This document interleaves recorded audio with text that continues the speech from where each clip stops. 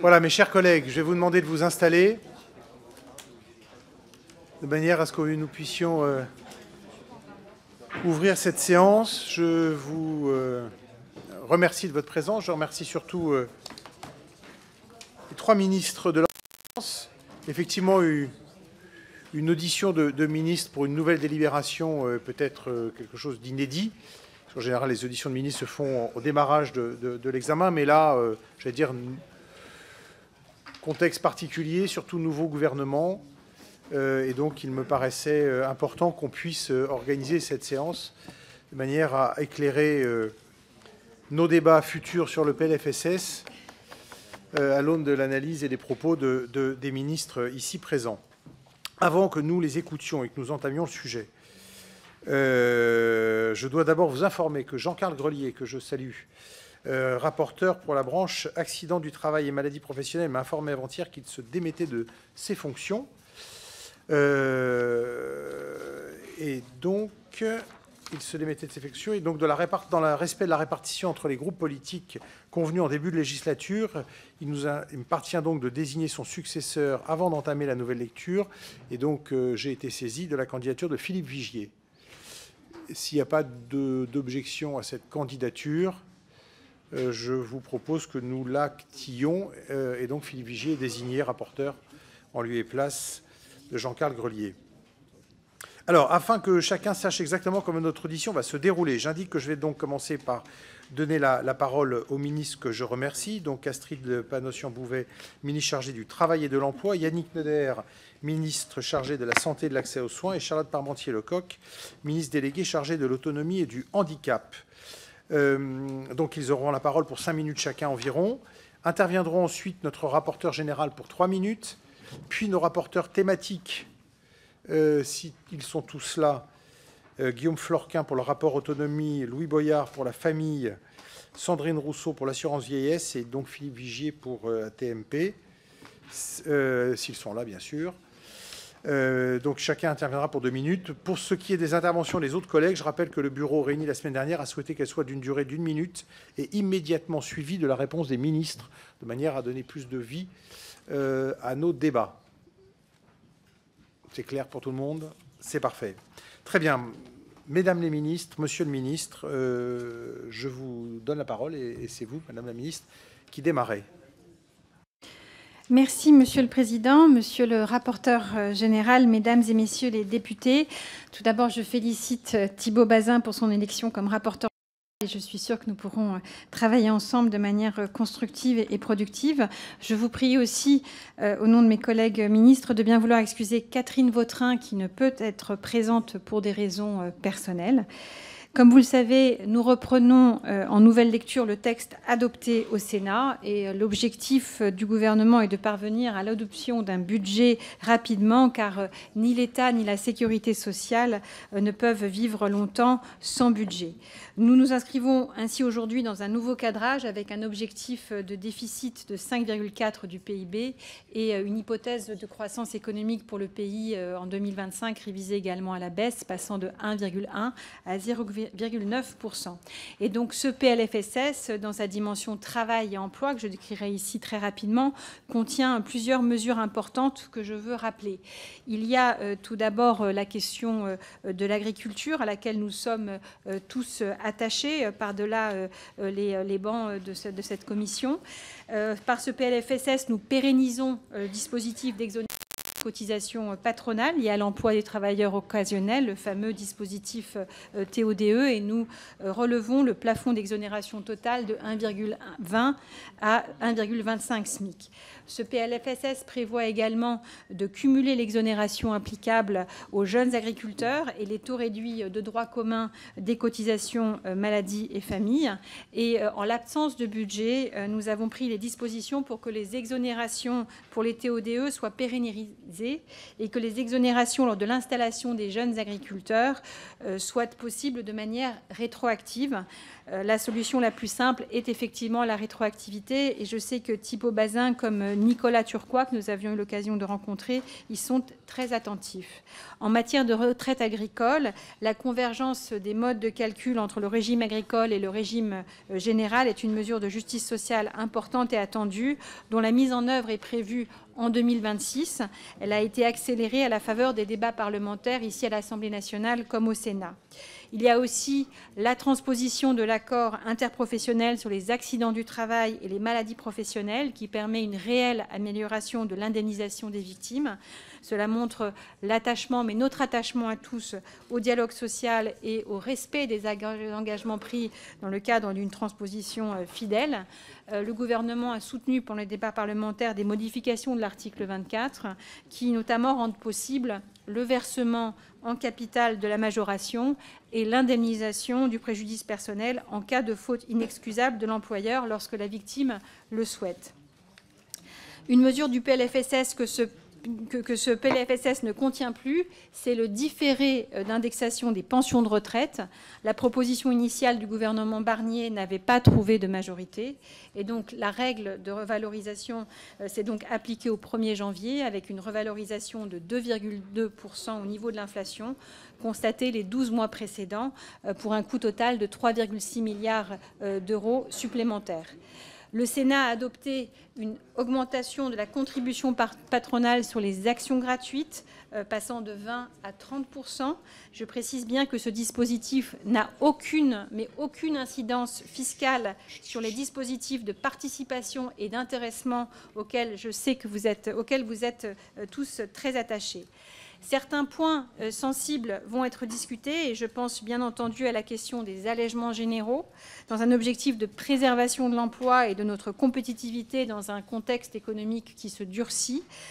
La réduction des allègements a été longuement débattue ici à l'Assemblée nationale comme au Sénat avec un compromis qui a été trouvé à la commission mixte paritaire. En 2025, pas de modification des allègements au niveau du SMIC, mais un ajustement du point de sortie des réductions proportionnelles à 2,25 SMIC pour la maladie et 3,3 SMIC pour la famille. Le montant de cette réduction serait de 1,6 milliard d'euros en année pleine pour 2025. Le montant serait identique pour 2026 et permettrait d'avancer vers une réduction dégressive unique, ce qui serait aussi une mesure de simplification. Si le Parlement adoptait cette mesure, la rétroactivité semble la manière la plus simple aujourd'hui de la mettre en œuvre pour les entreprises, parce que je vous rappelle que le calcul des allègements généraux est annualisé et il est donc régularisé chaque mois et les entreprises auront donc jusqu'à la fin 2025 pour ajuster les choses. Le projet de loi contient également une nouveauté par rapport à nos discussions de l'automne. C'est l'article 7 bis B qui crée une contribution de solidarité par le travail pour financer la branche autonomie. La proposition adoptée au Sénat, qui n'est pas une proposition issue du gouvernement, permettrait d'adopter 2,5 milliards par an en année pleine avec une recette stable. Sur ce sujet, et plus encore que tous les autres, eh bien, les débats seront essentiels pour déterminer les bons équilibres et le gouvernement sera à l'écoute du débat parlementaire. Merci pour votre attention. Merci, Madame la Ministre. Avant de passer la parole à Monsieur le Ministre, simplement si on peut essayer de faire silence pour écouter les orateurs, parce que c'est vrai que le brouhaha s'entend très fort depuis cette tribune. Voilà, Monsieur le Ministre. Merci. Voilà, merci, merci Président. Bonjour à tous. Très heureux de retrouver la Commission des Affaires sociales, accompagnée d'Astrid et de Charlotte, de féliciter Thibault à ce beau poste de rapporteur général. Pas toujours simple, voilà, pas toujours simple. Que vous dire exactement ? On a pas mal travaillé ici en commission des affaires sociales. Je pense que je connais les intérêts des uns et des autres sur un certain nombre de sujets. Je vais avoir du mal à suivre mon discours. Je vais essayer de vous présenter les orientations budgétaires qui semblent attendues.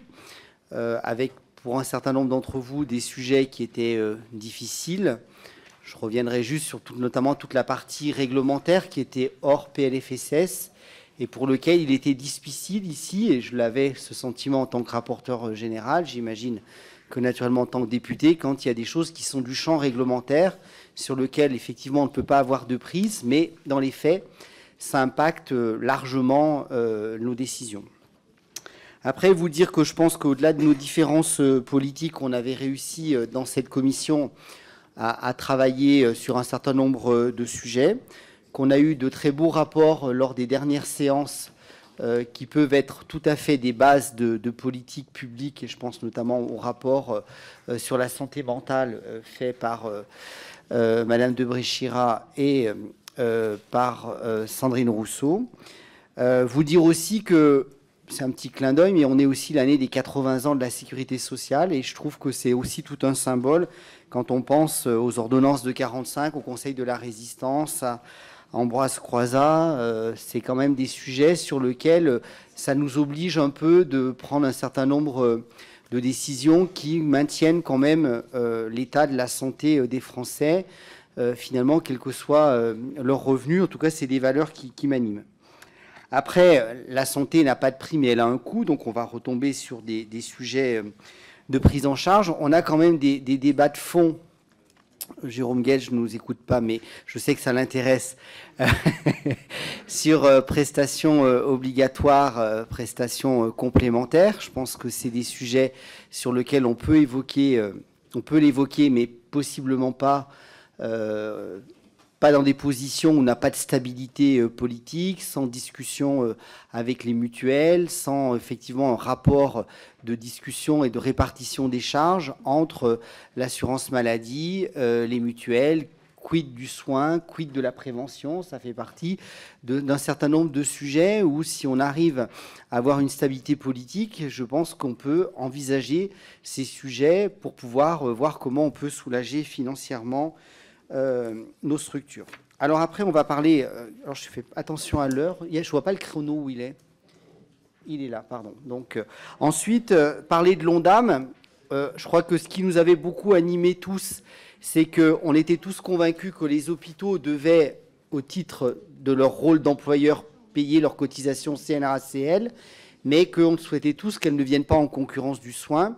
Donc, c'était l'idée de neutraliser ce milliard de cotisations par un milliard supplémentaire pour pouvoir permettre à nos hôpitaux de trouver un peu cette bouffée d'oxygène, en sachant que, quel que soit le PLFSS adopté, voté, 49.3, enfin, quelle que soit la mesure, on aura un sujet de fond qu'il faudra qu'on travaille ensemble, c'est le niveau de déficit de nos établissements, qui, dans le prévisionnel, est quand même inquiétant, et vous le savez tous, puisque vous êtes tous bien passionnés en général quand on est ici par son hôpital de proximité, qu'avec des niveaux d'endettement comme ça, c'est des taux de marge très dégradés et on ne peut pas investir et améliorer les conditions d'accueil des patients et les conditions de travail. Donc globalement, ça sera 9 milliards de plus par rapport à 2024, avec un ONDAM en global à 3,3 et celui qui posait problème est à 3,8, et c'est concorde à la situation qu'on avait prise, puisque je vous rappelle qu'en commission des affaires sociales, on avait à une grande majorité rejeté l'ONDAM prévisionnel initial. Voilà. Ensuite, donc, ça nous permettra de sortir des tarifs d'hôpitaux positifs, de poursuivre le développement des soins palliatifs qui est très attendu par tout le monde, et puis de pouvoir avancer. Voilà. Ensuite, il y aura un sujet de pluriannualité, je conclue très vite, qui est une première pierre dans la pluriannualité. Ça ne veut pas dire loi de santé pluriannuelle, il faudra, mais je pense que nos établissements trouveront un intérêt à retrouver ces accords de pluriannualité pour pouvoir donner un peu de vision dans la quête de sens qui anime aussi l'ensemble des soignants. Voilà. Bon, j'aurais beaucoup d'autres choses à vous dire. Simplement, en conclusion, vous dire que moi, je veux travailler avec vous. C'est ce qu'on avait fait à la commission. Je souhaite que l'on puisse poursuivre. Il y a parfois, on sera d'accord, parfois, on ne sera pas d'accord, mais je pense que la santé n'a quand même pas de couleur politique. C'est la préoccupation principale de nos concitoyens, et je pense qu'on peut trouver des lignes de partage sur ces sujets-là. Merci à vous. Merci beaucoup. Charlotte Parmentier-Lecocq. Madame la ministre, à vous. Merci, Monsieur le Président. Monsieur le rapporteur général, que je félicite également pour son élection, Mesdames et Messieurs les rapporteurs, Mesdames et Messieurs les députés, permettez-moi tout d'abord de vous adresser de vive voix mes vœux pour cette nouvelle année et également de vous dire le plaisir qui est le mien de vous retrouver ce soir. Comme l'ont dit mes collègues, nous nous retrouvons aujourd'hui dans un contexte inédit avec cette deuxième lecture du PLFSS qui intervient après la censure du gouvernement Barnier. Et je tiens à réaffirmer la volonté pleine et entière du gouvernement à parvenir à élaborer un projet de compromis. Pour les personnes en situation de handicap, pour les personnes en perte d'autonomie et l'ensemble des professionnels engagés pour en prendre soin, nous ne pouvons désormais plus attendre pour mettre en place ce budget. Nous devons rapidement nous donner les moyens de créer de nouvelles solutions et de poursuivre la transformation de l'offre. Malgré un cadre budgétaire contraint, ce texte prévoit en effet une hausse significative des moyens pour le champ du handicap et de l'autonomie. Pour les personnes en situation de handicap, nous souhaitons évidemment conforter les mesures de la CNH et poursuivre la dynamique impulsée par les Jeux olympiques et paralympiques en faveur d'une société plus inclusive. Pour cela, le PLFSS prévoit une accélération importante du déploiement des 50 000 nouvelles solutions d'accompagnement, laquelle se traduit par une enveloppe de 270 millions d'euros supplémentaires en 2025, alors que le rythme annuel prévu était de l'ordre de 200 millions d'euros par an. Ce sont ainsi 15 000 solutions individualisées et adaptées aux besoins des personnes qui pourront être créées dès 2025, des solutions modulaires et tournées vers le milieu ordinaire qui pourront bénéficier, si besoin, du fonds de transformation de l'offre de 250 millions d'euros annoncé lors du dernier CIH et confirmé dans ce PLFSS. Ce projet de loi traduit aussi d'autres avancées majeures. C'est le cas de la généralisation du dispositif Handigynéco que vous avez introduit en première lecture afin de permettre aux femmes en situation de handicap de bénéficier de consultations gynécologiques plus longues et plus adaptées. C'est aussi la mise en place d'un service de repérage et de diagnostic précoce robuste que nous confirmons dans ce texte. Je sais aussi l'attente forte autour de la promesse de prise en charge intégrale des fauteuils roulants sans reste à charge. À nouveau, je confirme que cette réforme sera déployée dès cette année, conformément à la promesse du Président de la République et au discours de politique générale du Premier ministre. J'en viens maintenant aux enjeux liés au vieillissement de notre population. Nous le savons, nous devons d'ores et déjà nous préparer à l'augmentation significative du nombre de personnes âgées de plus de 85 ans dans les prochaines années. Nous devons, dans le même temps, faire face à l'urgence, notamment celle des EHPAD, dont la situation est particulièrement difficile. Avec ce PLFSS, les moyens des EHPAD seront augmentés. Des investissements immobiliers supplémentaires sont ainsi prévus et 6 500 professionnels seront également recrutés pour atteindre plus rapidement les 50 000 ETP supplémentaires à horizon 2030. Le financement des EHPAD doit aussi être simplifié et renforcé grâce à la fusion des sections soins et dépendance dans les départements expérimentateurs.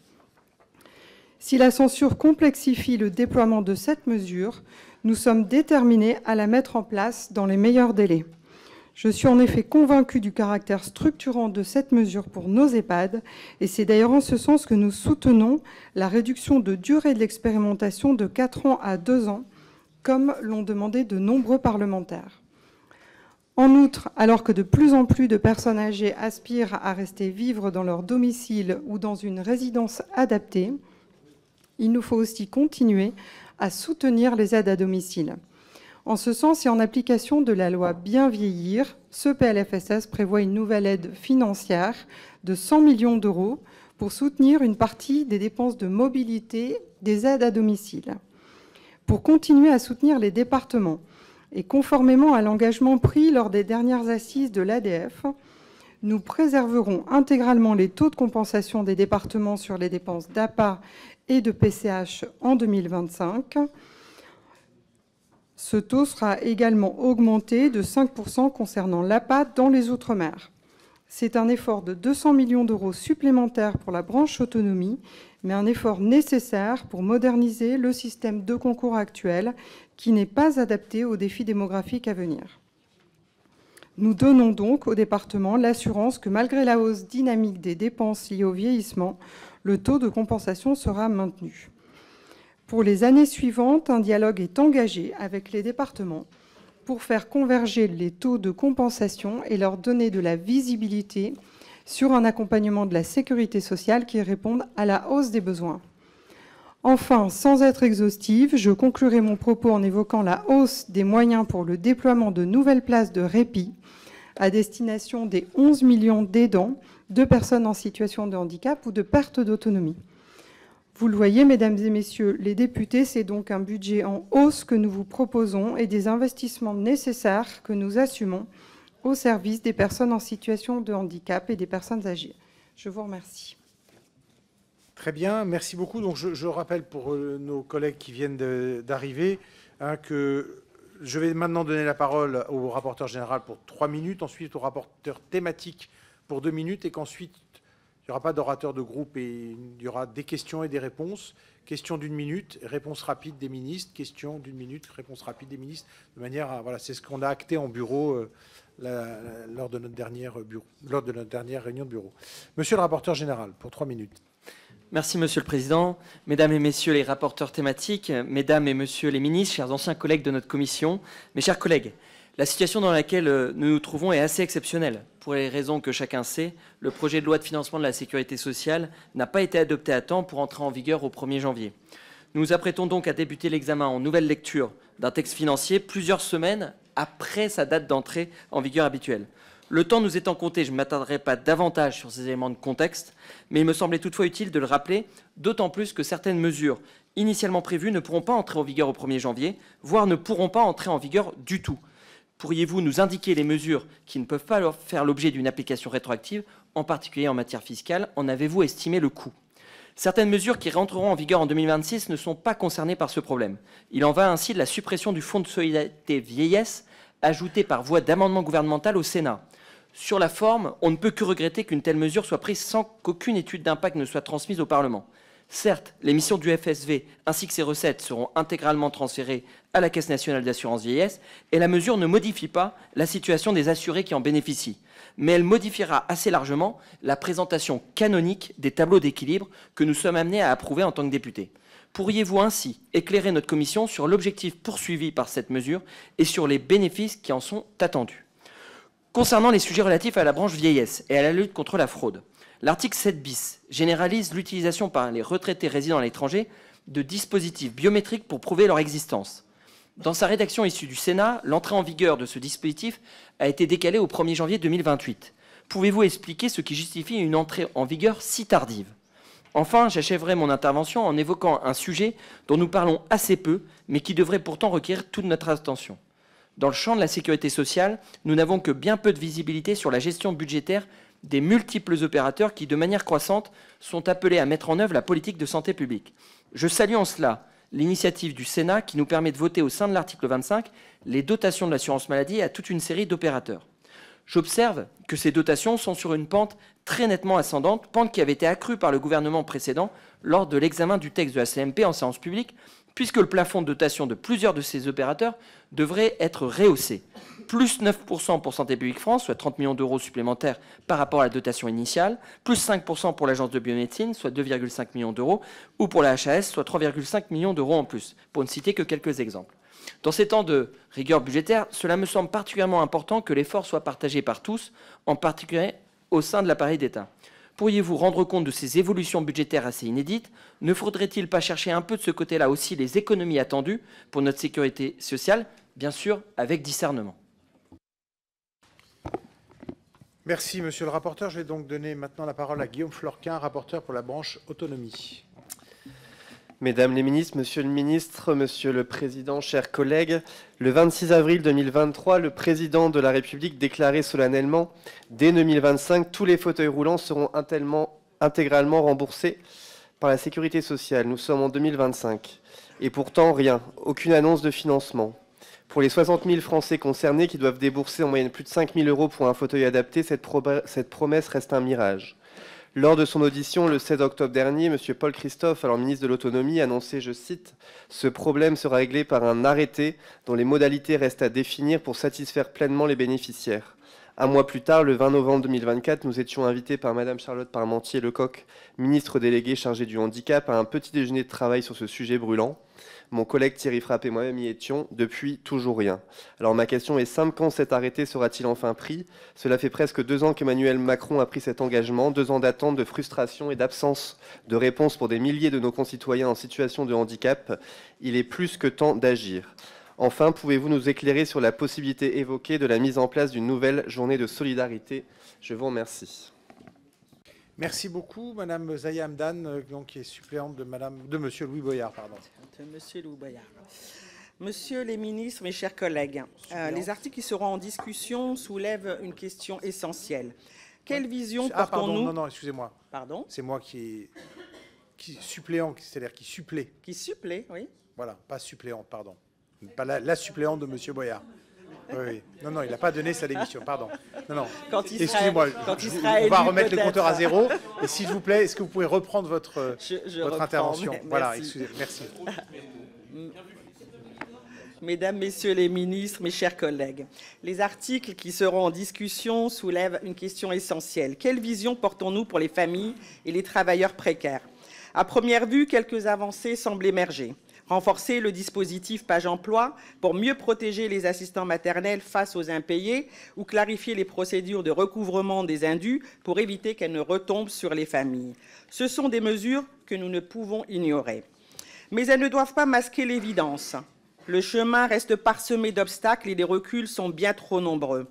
L'abandon du tiers payant pour le complément de libre choix du mode de garde est un symbole inquiétant. Cette mesure gagnée de haute lutte devait simplifier la vie des familles. Aujourd'hui, plutôt que de s'attaquer aux véritables causes des avances de frais, on préfère tout simplement renoncer. Où est l'ambition? À Mayotte, sous couvert d'harmonisation, le durcissement des critères de résidence accentuera l'exclusion de familles déjà précarisées, piégées dans une machine administrative implacable. Ce n'est pas une convergence, c'est une rupture de solidarité. Nous parlons ici de droits fondamentaux qu'il nous incombe de garantir. Nous défendons des mesures claires et ambitieuses. Le gel des ouvertures de places dans le secteur privé lucratif et la réorientation des financements vers le public. Un droit opposable à l'accueil des jeunes enfants pour les familles. Une amélioration des normes d'encadrement avec l'abrogation immédiate des dispositifs dérogatoires et moins-disants hérités du décret Morano et de la réforme Norma. Et un taux d'encadrement d'une professionnelle pour 5 enfants, quel que soit l'âge. Il est également urgent de soutenir massivement la formation des professionnels et de valoriser leur métier. La mise en œuvre de ces mesures exige une conférence des parties et une loi de programmation pluriannuelle pour définir le niveau d'investissement et le calendrier de création d'un véritable service public de la petite enfance. Il est temps de passer aux actes et de construire une justice sociale à la hauteur des besoins de notre époque.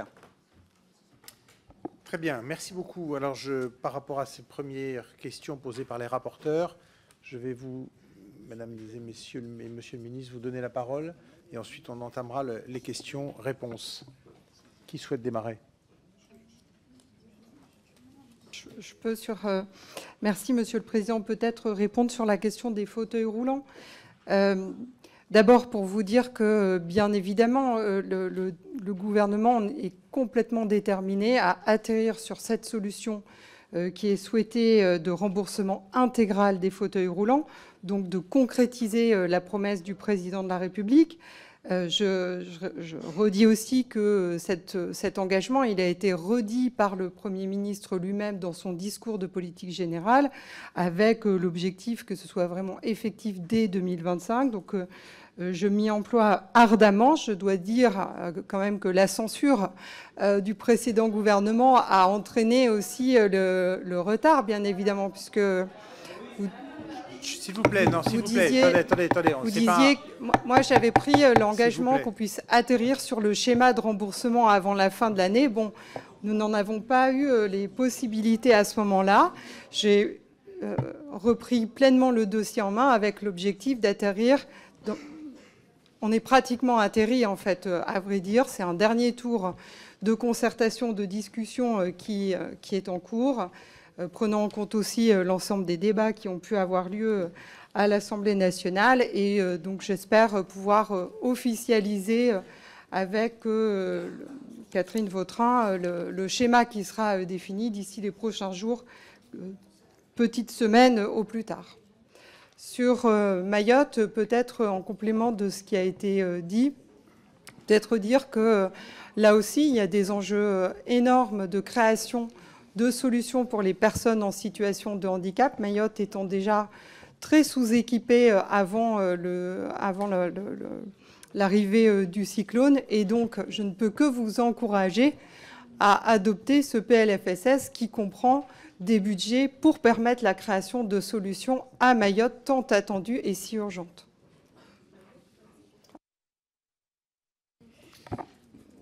Madame Panosyan-Bouvet. Merci, Monsieur le Président. En ce qui concerne les questions posées par le rapporteur général, Monsieur Thibault Bazin, sur le fonds de solidarité vieillesse, cette suppression était une des recommandations de la Cour des comptes. Le transfert des missions de ce fonds à la CNAV, prévu pour le 1er janvier 2026, eh bien, simplifiera la gestion de trésorerie du régime général et réduira les coûts et les facteurs également de complexité. Et les recettes de ce fonds, principalement issues de la CSG sur les revenus de remplacement et les revenus de capital, seront réaffectés à la CNAV. Et nous avons aussi prévu que la transparence sur la publication en fait, des comptes reste la même. Donc, on est plus dans une logique souhaitée par la Cour des comptes et les députés de simplification. Côté recettes perdues, on a parlé des allègements généraux, qu'on souhaite rétroactifs sans un risque opérationnel pour les entreprises. Cela a été vu avec les organisations patronales. Et on voit par contre des recettes perdues sur la fiscalité des actions gratuites, puisque le rendement sur une année pleine était de 500 millions d'euros, il passerait à 415 millions d'euros. Il y a peut-être d'autres éléments à indiquer sur d'autres taxes. Je pense peut-être aux taxes comportementales, mais je laisserai mes collègues y répondre.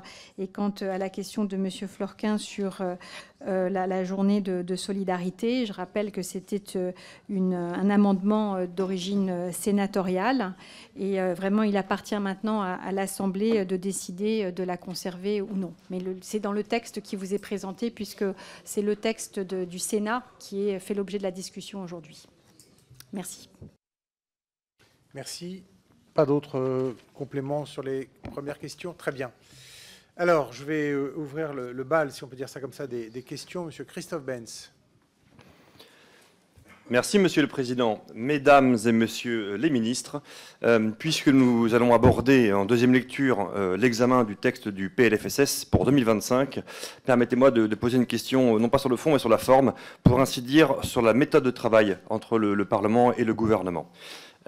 Lors de la première lecture, Elisabeth Borne, à l'automne, avait déclaré que s'il y avait censure sur le PLFSS, il y aurait, les cartes vitales ne fonctionneraient plus au 1er janvier, que les fonctionnaires ne seraient pas payés, que les pensions de retraite ne seraient pas versées.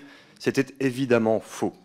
Au 1er janvier, les cartes vitales fonctionnaient, les fonctionnaires ont été payés, les pensions de retraite ont été versées, et même grâce à nous, en partie, et grâce à la censure, les pensions de retraite ont été revalorisées de 2,2% pour les retraités français.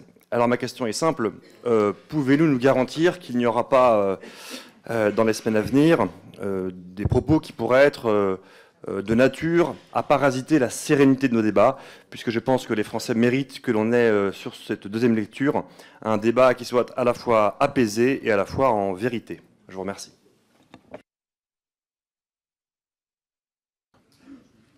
Yannick Neuder.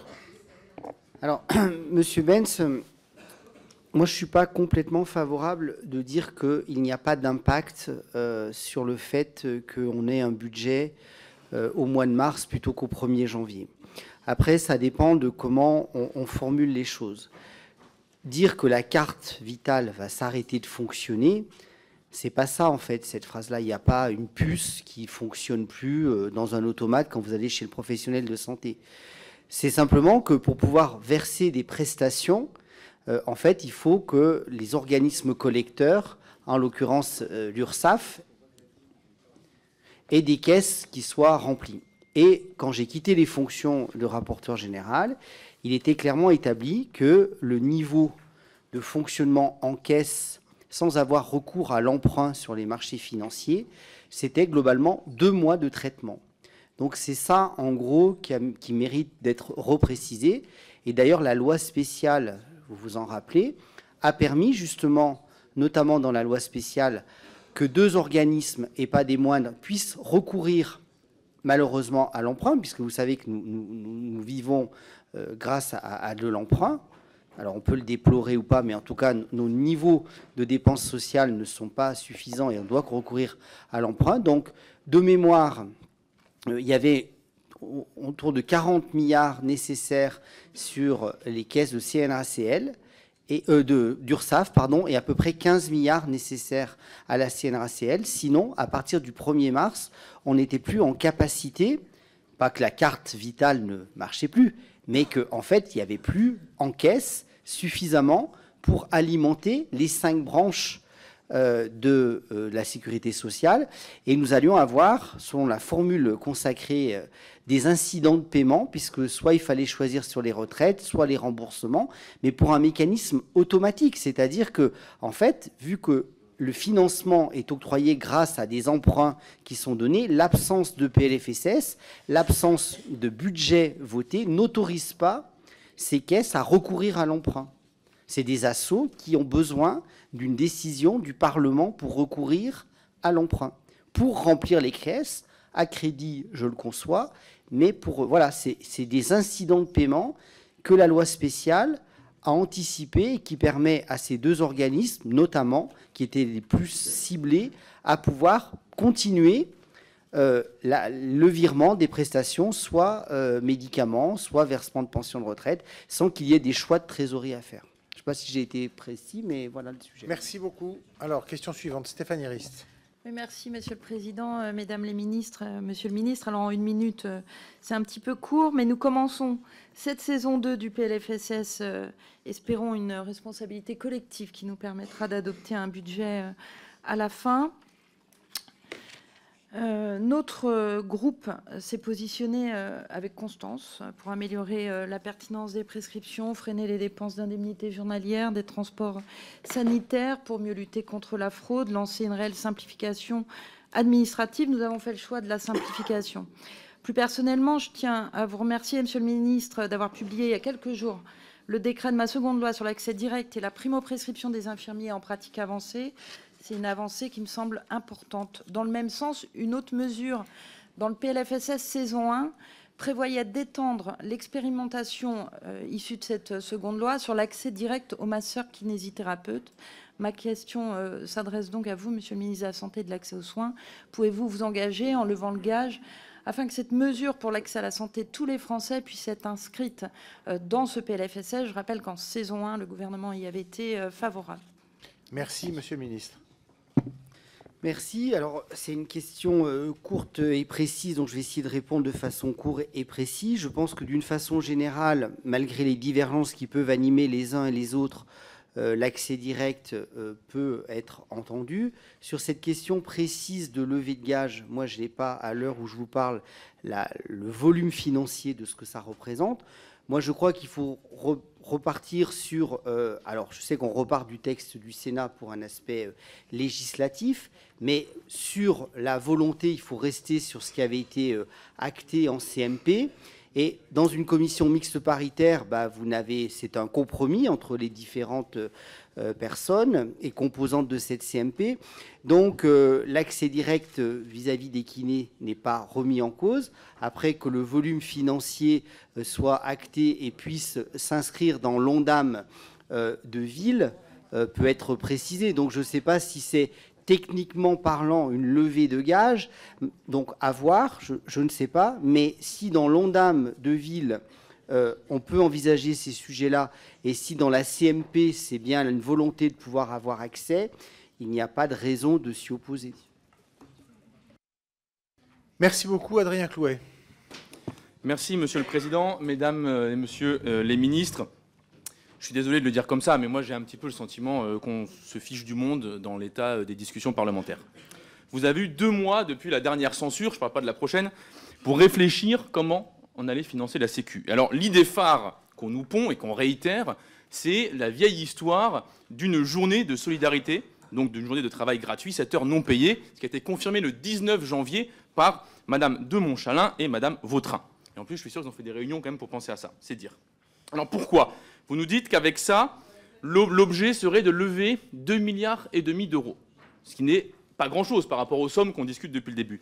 2,5 milliards, on vous a fait des dizaines de propositions pour vous les lever, ces 2,5 milliards. La dernière qu'on a mise sur le bureau de l'Assemblée nationale, c'est une journée de solidarité des actionnaires. Vous voulez que des gens contribuent, bah très bien, les actionnaires, une journée entière, ils versent ce qu'ils perçoivent dans la caisse et vous aurez de l'argent. Mais ça, évidemment, vous le refusez parce que la raison pour laquelle vous êtes reparti du texte du Sénat, c'est pour empêcher la gauche, pour empêcher le nouveau Front populaire de déposer des amendements qui rapportaient de l'argent dans les caisses de la Sécu. Parce que c'est ça qui s'est passé en novembre-décembre. On vous a battu, on a mis 17 milliards de plus dans les caisses, et vous opérez cette tentative-là de sabotage parlementaire à partir du Sénat pour nous empêcher d'examiner correctement et de mettre l'argent là où il faut. Merci. Je donne la parole à Astrid Panosyan-Bouvet. Merci, Monsieur le Président. Monsieur le député Clouet, en fait, on repart de la version du Sénat parce que c'est le droit parlementaire qui nous l'oblige.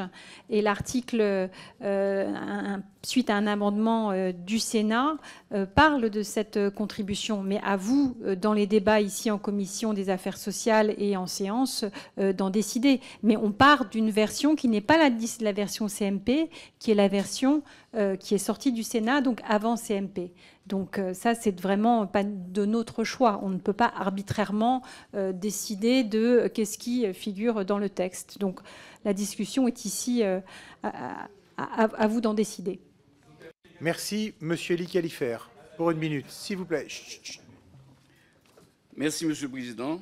Mesdames, Messieurs les ministres, je vais être très court. Monsieur le ministre, votre prédécesseur envisageait de réguler la création des maisons pluridisciplinaires de santé. Êtes-vous toujours en phase avec cette orientation? Si oui, quels seraient les critères retenus pour la rédaction des décrets? Ma question est très simple. Et surtout, si vous avez pensé au décret, l'incidence des décrets sur les territoires ultramarins, vous l'avez compris. Monsieur le ministre de la Santé. Merci, monsieur Califert. Je veux être sûr d'avoir bien compris, vous avez dit réguler, hein? Bah, écoutez, moi, je ne suis pas du tout favorable à des régulations, dans le sens que du moment qu'il y a une structure de professionnels qui apporte du soin dans un territoire, l'idée, c'est plutôt de les accompagner, de voir si les collectivités locales peuvent aussi accompagner sur de l'investissement de locaux, de matériel. Moi, je l'ai dit lors de ma prise de poste, je souhaite territorialiser les décisions. Moi-même, vous voyez, quand j'ai une expérience locale d'élu régional, je n'ai pas du tout régulé. Toutes les fois qu'il y avait un accord local, on a essayé d'améliorer. En plus, il y a une spécificité sur les outre-mer d'accès aux soins dont on a souvent parlé durant ce PLFSS. Donc moi, je ne souhaite pas réguler, mais je souhaite simplifier l'accès aux soins avec les professionnels de santé en s'appuyant sur les élus locaux, départementaux, régionaux, municipaux, intercommunaux.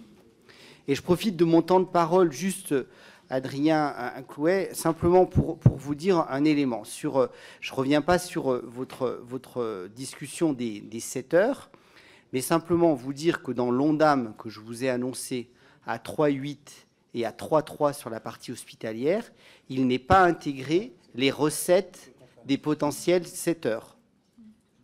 Ça laisse donc le choix au Parlement de les mettre ou de ne pas les mettre. Si le Parlement ne souhaite pas les mettre, on a un déficit prévisionnel autour de 23 milliards. Si vous souhaitez le mettre, on aura un déficit autour de 21 milliards. Mais dans la trajectoire de l'ONDAM posée, ils ne sont pas intégrés. Merci. Sylvie Bonnet. Monsieur le Président, Mesdames les ministres, Monsieur le ministre, alors que le budget présenté initialement par Michel Barnier ramenait le déficit de la sécurité sociale à 16 milliards d'euros, nous parlons désormais d'un déficit supérieur à 23 milliards, voire même à plus de 28 milliards si le Parlement n'adopte pas le PLFSS. Il est donc urgent d'avoir dans notre Assemblée un esprit constructif, dans l'intérêt du pays. C'est l'attitude qu'adoptera le groupe La Droite républicaine. Dans cet esprit de compromis, nous restons attachés à quelques priorités. Nous défendons les Français qui se lèvent tôt et qui travaillent. L'État doit réduire son train de vie, notamment celui de ses agences, au lieu de cibler les actifs, avec une nouvelle journée de solidarité à laquelle tous les groupes ici semblent opposés. Nous souhaitons le maintien des mesures adoptées au Sénat pour lutter contre la fraude, contrôle des retraites versées à l'étranger, simplification des échanges de données, sécurisation de la carte vitale. Enfin, une enveloppe exceptionnelle de plus de 100 millions d'euros avait été annoncée pour nos EHPAD. Un certain nombre d'EHPAD en grande difficulté sont dans l'attente d'une clarification de notre part. Pouvez-vous m'apporter plus de précisions? Je vous remercie. Merci. Je réponds Madame la ministre. Oui, merci, Monsieur le Président. Peut-être vous redire, Madame la députée, que dans le projet de loi de financement de la sécurité sociale est bien prévu justement cette aide voulue par le Sénat de 100 millions d'euros pour les EHPAD en difficulté. Donc ça ne fait que réaffirmer l'importance de l'adoption de ce PLFSS pour pouvoir apporter des financements aux EHPAD en difficulté. À cela s'ajoute aussi l'expérimentation que j'évoquais tout à l'heure de fusion des sections soins et dépendance qui s'accompagne de 200 millions d'euros supplémentaires et qui doit là aussi permettre aux EHPAD d'obtenir de meilleurs financements, une meilleure prise en charge de la dépendance et donc d'apporter un souffle qui est ô combien nécessaire dans la situation que connaissent nos EHPAD. Merci. Monsieur le ministre. En complément de ma collègue Parmentier-Lecocq, sur la volonté que vous avez de valoriser le travail et quelque part de lutter contre la fraude, je pense qu'effectivement, le Haut Conseil de financement de la sécurité sociale a estimé autour de 13 milliards la fraude. On a vraiment des marges de manœuvre pour améliorer la partie récoltée, puisqu'elle est autour de 500 millions d'euros. Mais sachez qu'il y a des pôles régionaux d'investigateurs avec des profils particulièrement variés, notamment souvent des anciens gendarmes ou autres, qui en fait mettent des cellules pour lutter contre la fraude. Il y a 6 points en France qui pour l'instant sont labellisés. Je vais essayer de vous les retrouver. Paris, Blois, Saint-Malo-La Rochelle, j'ai un petit doute, Grenoble, Marseille, voilà, on doit être à quelques-uns, Lille, qui permettent effectivement d'avoir des équipes qui travaillent en lien avec le procureur de la République, en lien avec les gendarmeries et les polices, et surtout en lien avec les CPAM et les caisses d'allocation familiale, pour justement soit intégrer dans les revenus, puisqu'un certain nombre de prestations sont soumises à revenus, les revenus qui sont dits illicites. Quand des gens en fait deal et ont des revenus de la drogue, c'est un peu fou que ces revenus, qu'ils puissent dealer, qu'ils puissent contrevenir et qu'ils puissent toucher les prestations sociales, tant sur le champ de l'allocation familiale que sur le champ de la caisse primaire d'assurance maladie. Donc il y a une vraie stratégie qui est en train de se mettre en place et ça donnera lieu dans ce PLFSS à un renfort des postes. C'est une option qui avait été prise par un gouvernement précédent avec une certaine trajectoire de postes de lutte contre la fraude. Merci beaucoup. Sébastien Pétavy. Monsieur le Président, Mesdames et Messieurs le Ministre, du texte que nous étudions aujourd'hui émerge une certitude sur la différence de vision que nous portons pour notre système de santé. Alors que nous allons fêter les 80 ans de la sécurité sociale, rappelons ici qu'il n'y a pas de dérapage des finances sociales, il y a une crise de financement de notre modèle de protection sociale.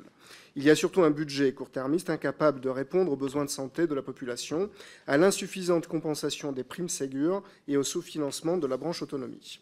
Alors que le déficit atteindra 20 milliards d'euros en 2028, nous avons appelé à un modèle de financement socialement juste, à même de faire face aux défis sanitaires, sociaux et environnementaux que nous traversons. Nous avons proposé 24,5 milliards d'euros de recettes supplémentaires. Quelles nouvelles recettes avez-vous envisagées pour ce budget ? Partir des besoins, comme je n'ai eu de cesse de le répéter dans le cadre du remboursement intégral des fauteuils roulants. Confirmez-vous, Madame Parmentier-Lecoq, que vous envisagez bien de faire passer un décret en maintenant un prix limite de vente excluant, sans renforcer suffisamment les moyens et contre l'avis du secteur et surtout contre la volonté de cette Assemblée qui a unanimement statué sur le chemin que cette réforme prenait, risqué pour l'heure d'exclure les fauteuils roulants les plus spécifiques. Merci. Merci. Qui est-ce qui souhaite commencer? Madame Parmentier-Lecoq. Peut-être, merci Monsieur le Président, répondre sur la question des fauteuils roulants pour rappeler que d'abord l'inscription du remboursement intégral des fauteuils roulants a bien été déjà posée dans la loi et à travers la loi de financement de la sécurité sociale de l'année dernière.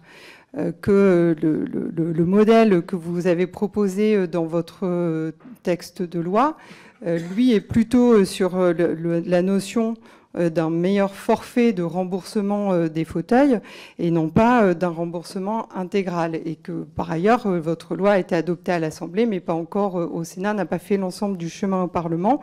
Moi, mon objectif, je le réaffirme, c'est bien le remboursement intégral des fauteuils roulants, de tous les fauteuils roulants, correspondant aux besoins des personnes, y compris les plus spécifiques, avec les adjonctions nécessaires, sur prescription bien évidemment, et adaptées aux personnes. Et vous avez participé déjà à diverses réunions.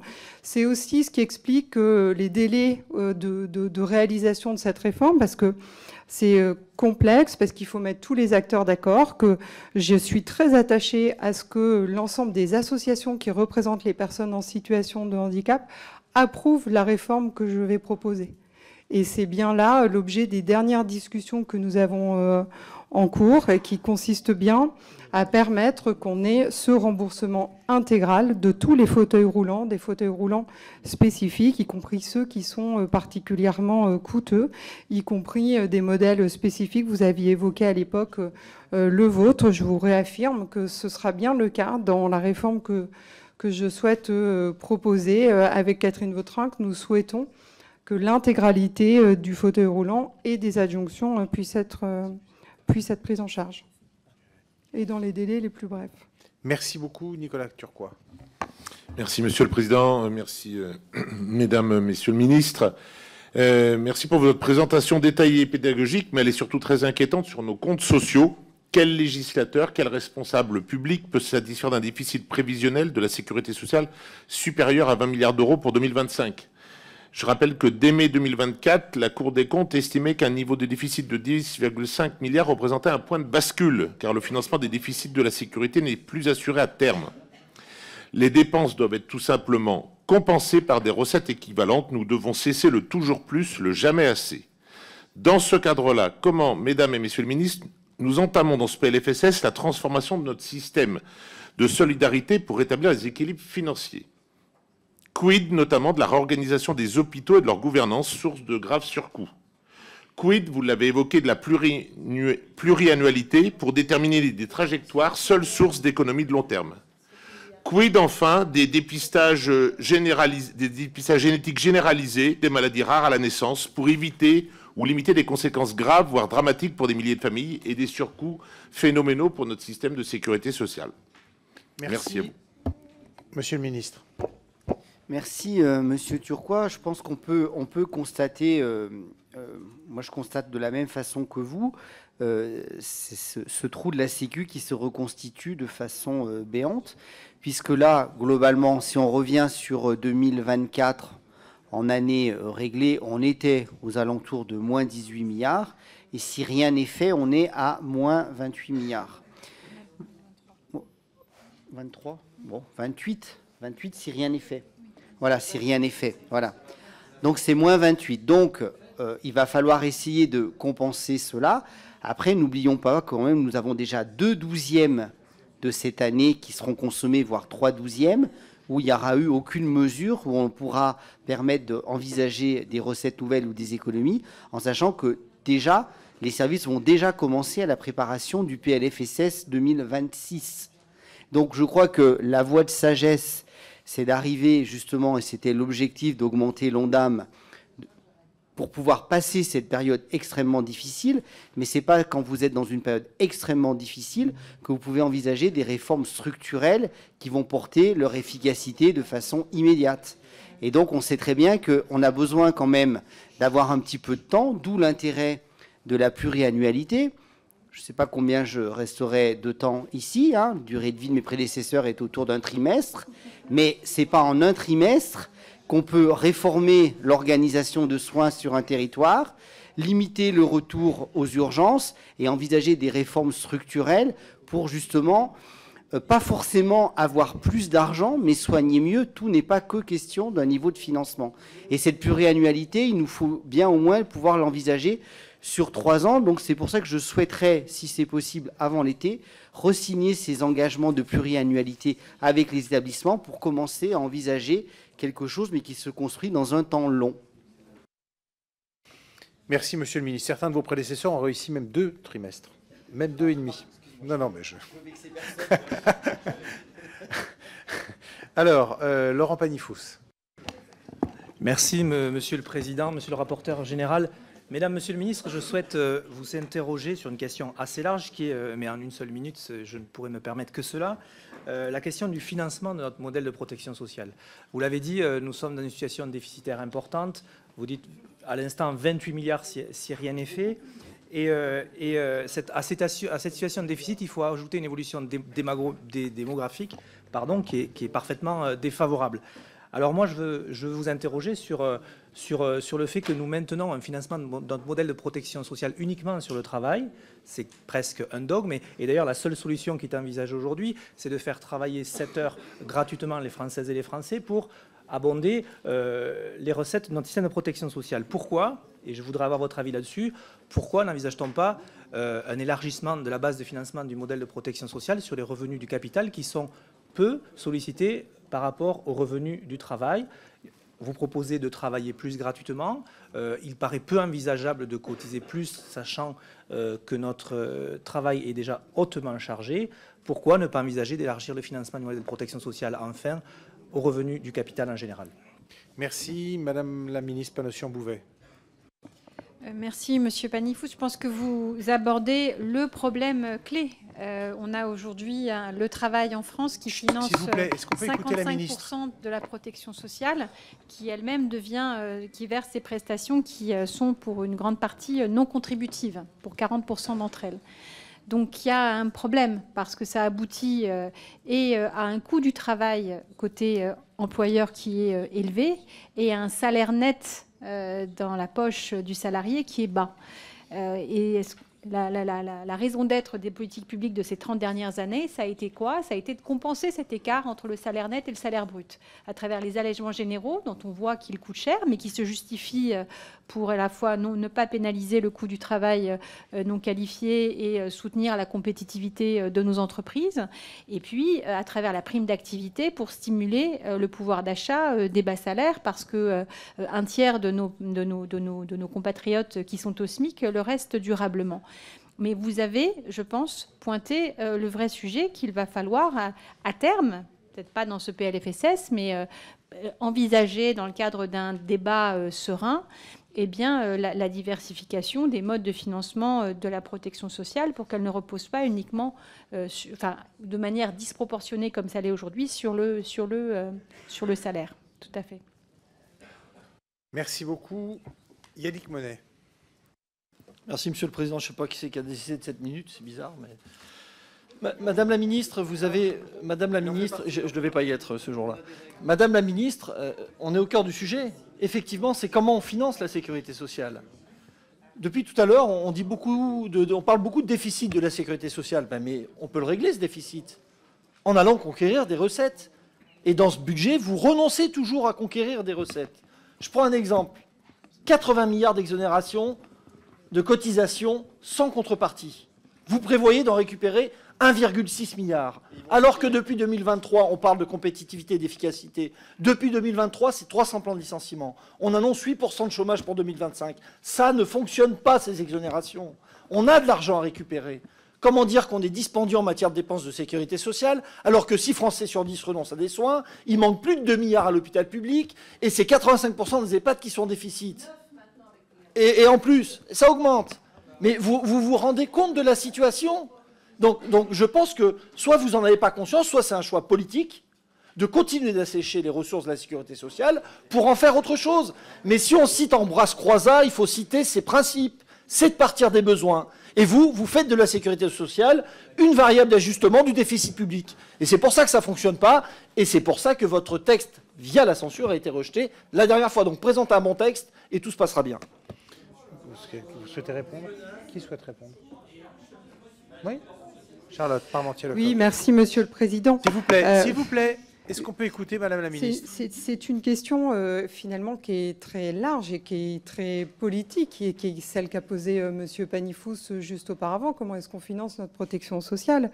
Et la problématique devant laquelle nous sommes aujourd'hui, c'est que les visions sont très partagées et que le discours que vous portez n'est pas celui que portent d'autres groupes parlementaires et n'est pas non plus celui qui pourrait s'exprimer au sein des différentes tendances au sein du gouvernement. Donc on est dans une situation où il y a, comme le disait Yannick Neuder, un travail de fond, de profondeur qui doit être fait, et comme l'a dit aussi Astrid Panossian, sur une réflexion sur comment est-ce qu'on finance notre protection sociale, mais qui va nécessiter du temps, de la discussion et du compromis.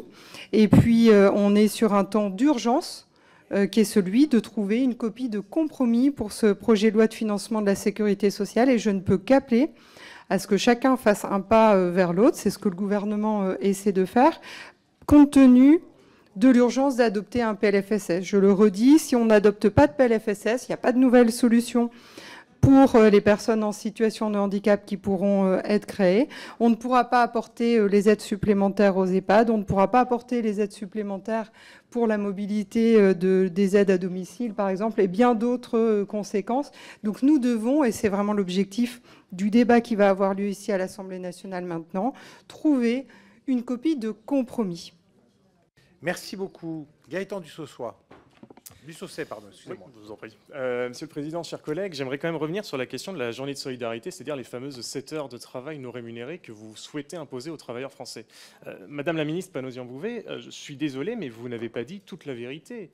Quand vous dites oui, finalement c'est un débat qui vient du Sénat et on n'y est pour rien, désolé, mais je vous ai trouvé un petit peu plus volubile lors des matinales médiatiques dans lesquelles vous donniez un avis là-dessus. Et aujourd'hui, on vous demande de donner l'avis du gouvernement sur cette possibilité de faire travailler plus longtemps et gratuitement, bénévolement, les travailleurs français. Ce débat, c'est même Madame Vautrin, ministre du gouvernement, qui l'a remis sur la table. Alors on est en droit de savoir aujourd'hui, alors qu'on va discuter justement de ce PLFSS, de savoir quelle est la position et l'ambition du gouvernement. Parce que la question du temps de travail, ce n'est pas uniquement une question de financement ou une question de comptabilité. C'est aussi dire à des ouvriers qui travaillent, je pense à ma circonscription, dans le textile, dans l'industrie, dans les scieries, c'est aussi en fait leur donner le sentiment que s'il y a un problème de financement de notre modèle de protection sociale, c'est de leur faute parce qu'ils ne travaillent pas assez. Et je ne suis pas d'accord avec ce point de vue-là. Il y a évidemment une responsabilité qui est celle des décisions politiques prises par Emmanuel Macron depuis 7 ans. Et donc oui, on est en droit d'attendre votre avis et votre opinion sur cette proposition. Je vous remercie. Merci beaucoup. Madame la Ministre. Merci, Monsieur le Président. Monsieur le député Dussosset, moi, on reprend le texte tel qu'il a été voté en dernière lecture au Sénat. Donc, et c'était une initiative parlementaire, sénatoriale, de cette contribution de solidarité pour financer la branche autonomie.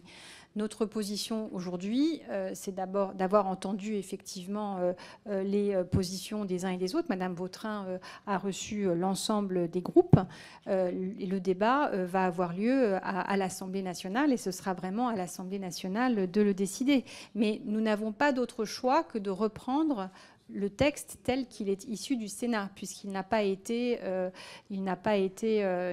texte CMP n'a pas été approuvé par l'Assemblée nationale. Donc ce sera vraiment à vous, ici, commissaire aux affaires sociales et en séance, d'en décider.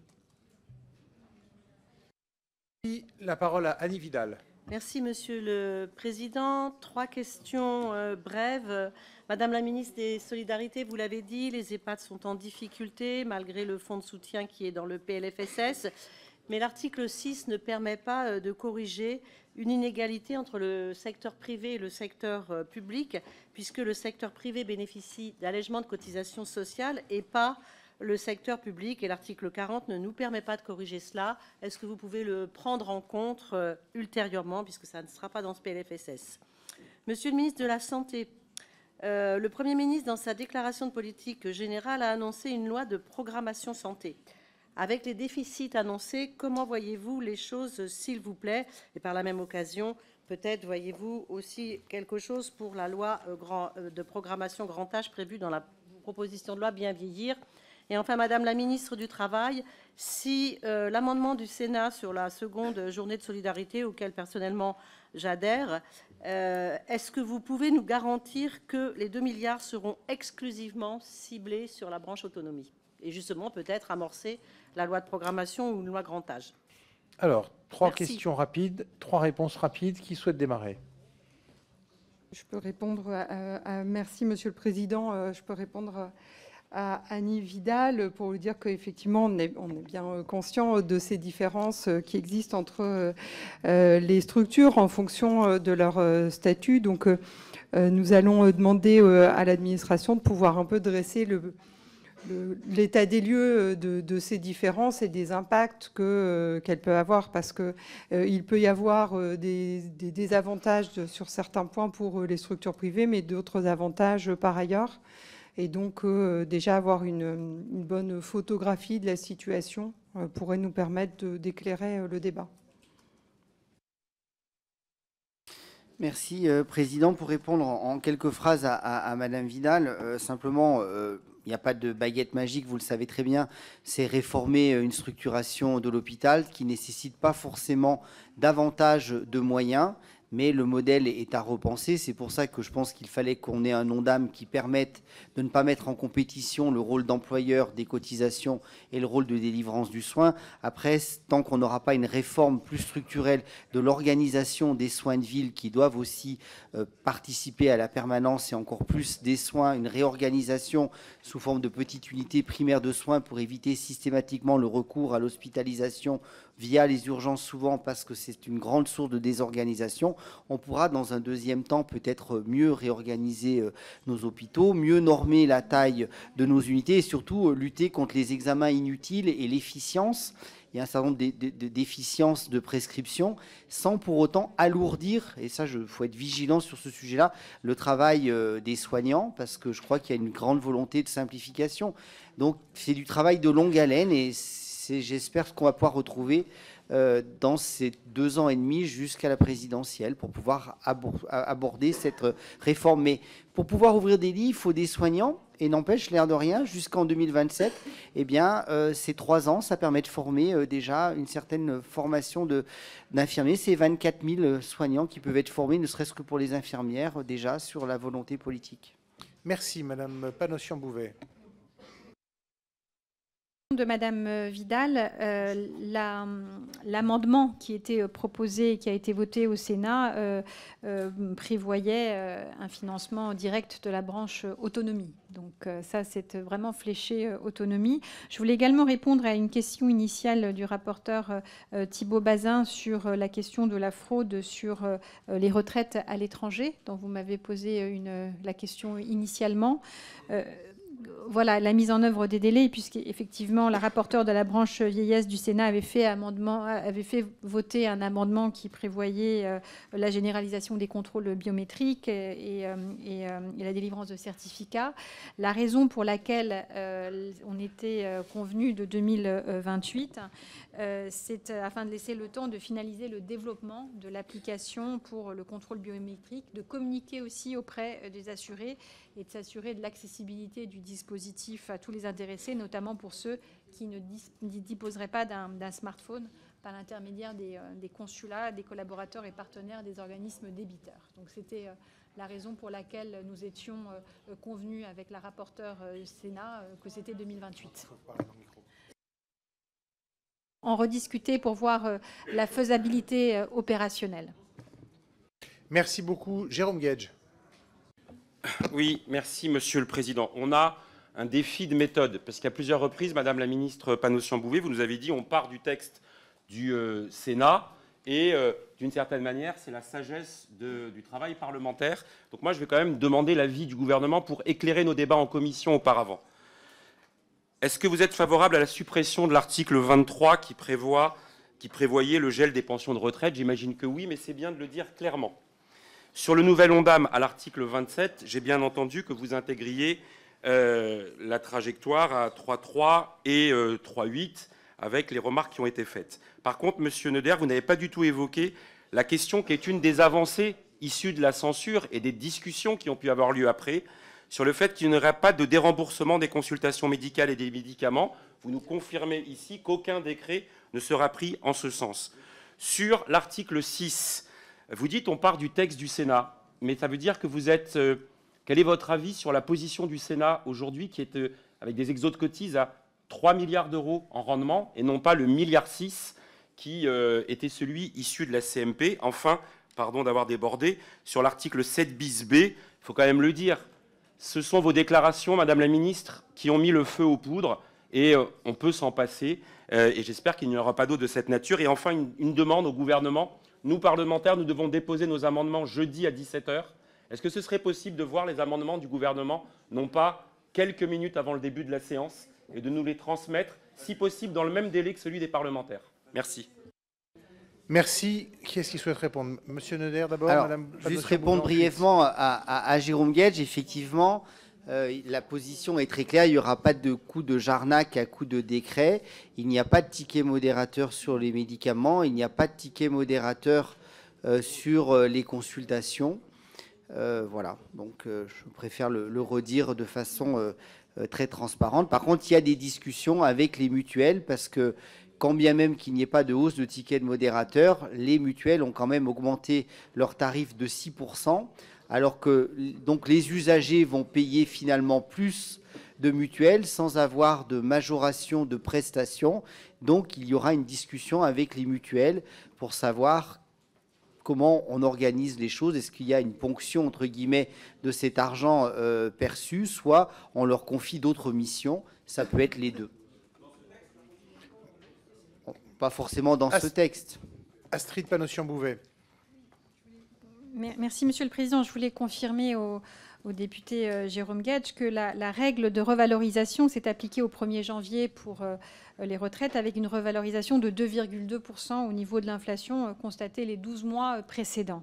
Donc pour un coût total, je l'ai dit en introduction, de 3,6 milliards d'euros. Donc c'est bien la revalorisation totale qui a été appliquée au 1er janvier.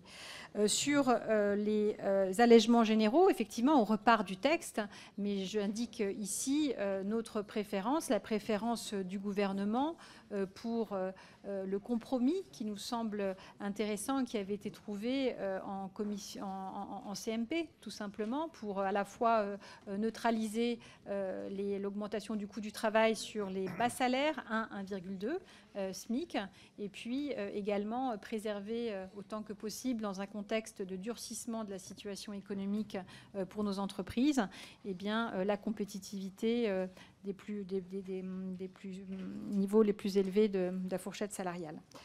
Voilà, Monsieur Guedj.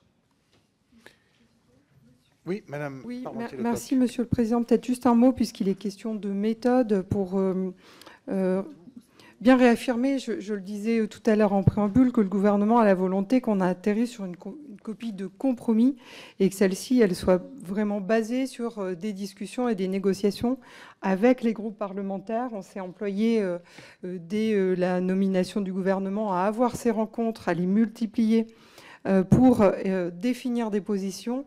Et nous avons également, bien entendu, et je dirais ces 3 anciens parlementaires ici qui connaissent bien le Parlement et la volonté, l'importance pour les députés d'avoir les amendements en amont, de ne pas avoir de surprises inattendues, et que ça, c'est un engagement aussi que nous avons pris au travers des discussions avec les différents groupes parlementaires, à ce qu'il n'y ait pas de mauvaise surprise, mais que tout soit bien issu des discussions que nous avons ensemble.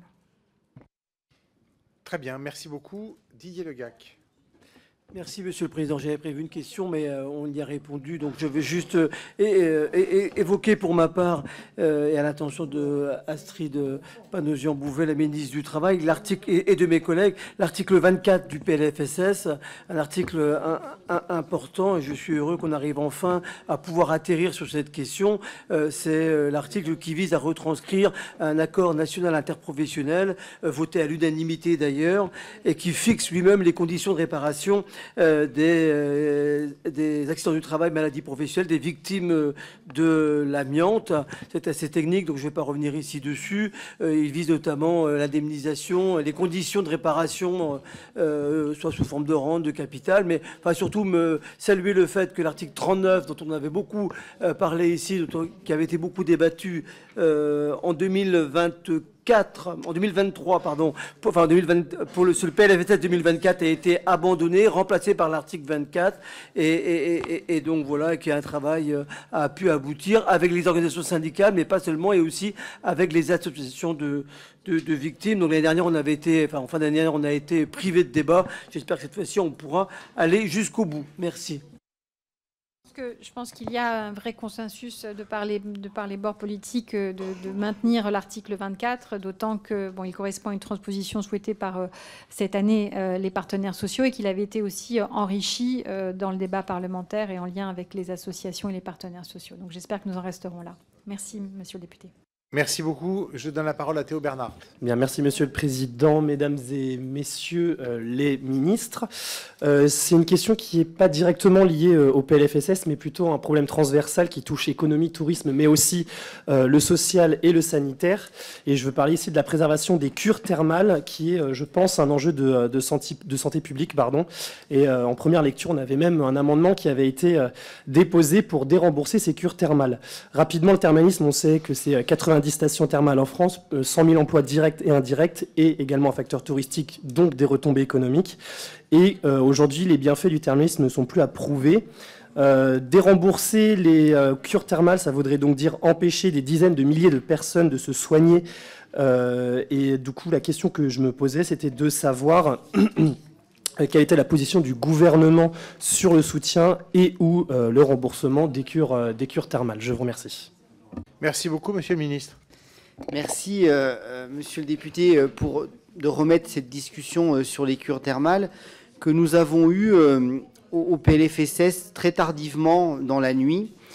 Je pense que le sujet, il faudra qu'on l'évoque, parce que quand vous évoquez effectivement les bienfaits qui ne sont plus à démontrer, on peut voir le verre à moitié plein ou à moitié vide, mais si on est dans le fameux SMR, service médical rendu, je pense qu'il y a des discussions qui sont d'un domaine scientifique et sanitaire. Moi, ce que je crois surtout, c'est que quand des communes, des territoires se sont engagés dans le thermalisme, c'est toute une économie qui s'est mise en place, qui sont une économie hôtelière, qui sont une économie claire, mais il faut qu'on puisse distinguer les différents financeurs de tout ça. Parce que vous avez le forfait soins, vous avez le transport et vous avez aussi la partie hôtelière. Et on pourra se poser légitimement la question, il y a beaucoup de questions à se poser, mais je pense que ce n'est pas dans des situations où on n'a aucune stabilité politique, avec notamment les acteurs du thermalisme et notamment l'ensemble des élus de ces territoires, puisque beaucoup de territoires, c'est un gros impact économique, de savoir la clé de répartition entre qui finance le transport, qui finance la cure médicale et qui finance le forfait hôtelier, et de se poser la question, est-ce que c'est notre système de sécurité sociale qui doit supporter ces sujets-là? Après, je rappelle que dans une grande majorité des cas, ces cures thermales sont elles-mêmes prescrites par des médecins, donc il faut qu'on ait aussi l'entièreté des acteurs de cette boucle-là. Pour vous rassurer, il n'y a rien sur ce sujet dans le PLFSS, et je repousserai les amendements qui iront dans ce sens-là, parce que ce n'est pas sur un amendement d'un claquement de doigts qu'on règle des filières économiques, de transport, de prescription, et tout ça. Mais que le sujet réapparaisse et qu'on puisse en discuter en dépassionnant les sujets, je pense que les acteurs du thermalisme sont eux-mêmes plutôt favorables parce qu'ils n'ont pas envie d'être en permanence stigmatisés. Merci, monsieur Henrik Davy. Merci, monsieur le président. Merci, messieurs et mesdames les ministres. Alors, L'an dernier, vous avez donc décidé de revaloriser les consultations médicales et pour financer cette revalorisation, au lieu d'augmenter les recettes, et j'y reviendrai, vous avez préféré proposer l'augmentation du ticket modérateur. Alors, la censure a eu du bon, puisque finalement, cette idée a été mise en veille et visiblement mise à la corbeille. À la corbeille à papier, tant mieux. Mais Madame Vautrin nous a expliqué qu'il y avait un problème budgétaire, et vous l'avez signifié vous aussi, et donc vous proposez de taxer les mutuelles. Or, nous les avons auditionnées la semaine dernière, et ces mêmes mutuelles nous expliquent que l'augmentation qu'elles ont faite cette année était une augmentation qui était prévue, et que leur exercice est plutôt à l'équilibre, voire en déficit pour la plupart d'entre elles, et qu'elles ne voient pas comment elles pourraient mettre en œuvre cette taxe. Donc moi, la question que je vous pose, c'est avez-vous avancé sur la question de la taxation des mutuelles? Et plus généralement, pourquoi vous refusez de faire ce qu'on vous propose, c'est-à-dire d'augmenter les recettes en revenant sur les exonérations de cotisations sociales et en faisant plus contribuer les revenus du capital? Je rappelle quand même que nous avions trouvé des majorités là-dessus, puisqu'il y a près de 17 milliards d'euros qui avaient été votés à l'Assemblée nationale là-dessus. Donc il y a bien des majorités, Madame la Ministre, sur cette question des recettes, et je vous engage vraiment à revenir sur ce sujet-là. Merci. Monsieur le ministre. Alors, Monsieur Davy, faut qu'on soit clair, c'est-à-dire que je crois qu'on était relativement unanime ici pour s'opposer au ticket modérateur sur les médicaments et les consultations. Que ce ticket modérateur est arrivé un soir un peu tardivement dans des discussions du Sénat, et je n'y étais pas favorable. Donc c'est pas maintenant que je suis ministre que je vais y être favorable. Après, on se pose la question, c'est-à-dire que j'ai aussi auditionné les mutuelles, et effectivement, il y a un sujet à gratter davantage, parce que dans le mot mutuelle, on met beaucoup de choses. On met de la mutualité, mais on met aussi du système assurantiel. Donc il faut bien voir qui porte la prestation, parce qu'en fonction de qui porte la prestation, le niveau de financement et le rendement n'est pas le même. Après, moi, ce que je dis, c'est que, étant donné que il n'y a pas de ticket modérateur sur consultation et sur médicaments, il y a quand même, pour l'usager qui finance sa mutuelle, une majoration de tarifs sans une meilleure prise en charge en face. Donc, en fait, il faut toujours qu'on se pose la question de l'acceptabilité. Pourquoi ces mutuelles augmentent de 6% alors que les usagers ne se voient pas finalement gagner dans leur remboursement? Donc, je pense qu'il faut discuter avec eux, et je pense qu'on peut discuter aussi de est-ce que le grand âge est un risque? On peut se poser la question de savoir si le grand âge est un risque, et est-ce que, c'est pour nourrir vos pistes, est-ce que de ce fait-là, on doit finalement envisager un travail avec les mutuelles pour pouvoir envisager ce risque du grand âge, qui est un risque d'autonomie, de dépendance, mais quand on est en bonne santé, c'est peut-être aussi le moment, quand on est en bonne santé et qu'on travaille, de penser qu'à un moment, on sera peut-être moins en bonne santé et moins jeune et moins autonome, et de pouvoir envisager de s'assurer sur ce risque-là. Ça fait partie des pistes aussi, entre guillemets, de nouvelles missions que pourraient assurer les mutuelles, sur le grand âge ou sur un autre sujet que je partage avec vous certainement, qui est la prévention. Donc ça ne veut pas dire que c'est taper forcément les mutuelles, c'est peut-être que de pouvoir aussi leur confier de nouvelles missions. Merci beaucoup. Je donne la parole à Madame Zaya Hamdan. Chers collègues, mesdames et messieurs les ministres, rappelons ici qu'en première lecture, malgré l'opposition acharnée du gouvernement, l'Assemblée nationale avait adopté une partie recette ambitieuse.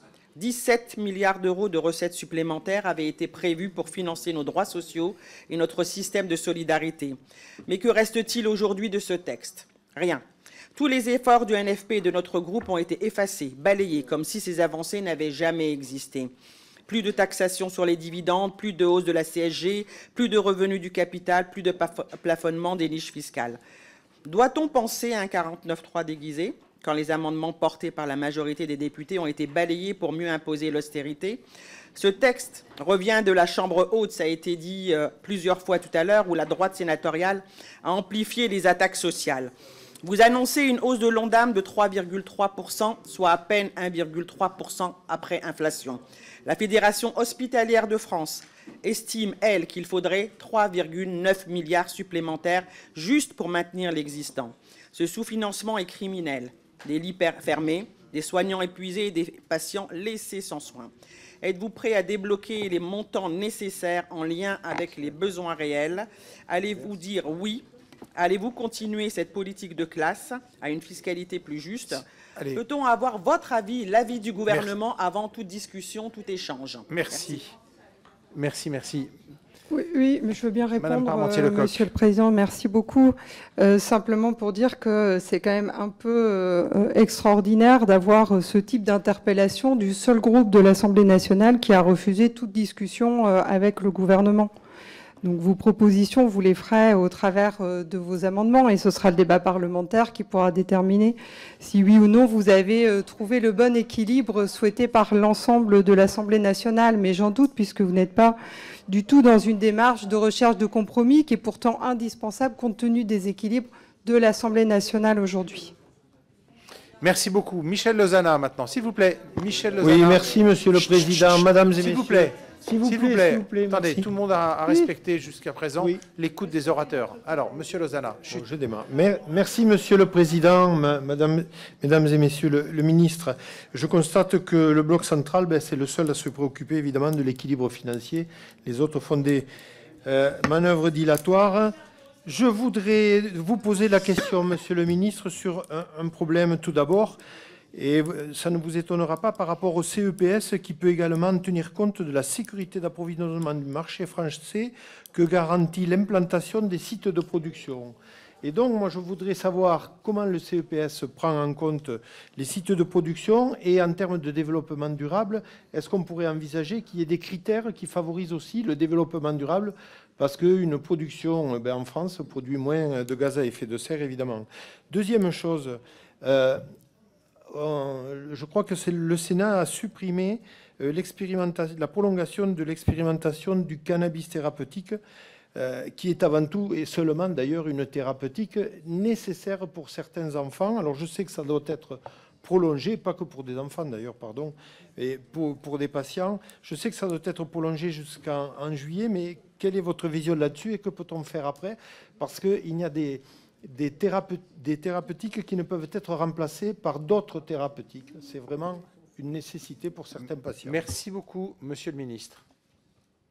Merci, Monsieur Lozana. Deux choses. Sur le CEPS, déjà, vous n'êtes pas sans savoir que, personne tombe, que en fait, le président et en fait la présidente, en l'occurrence, il va avoir un changement à la tête du CEPS.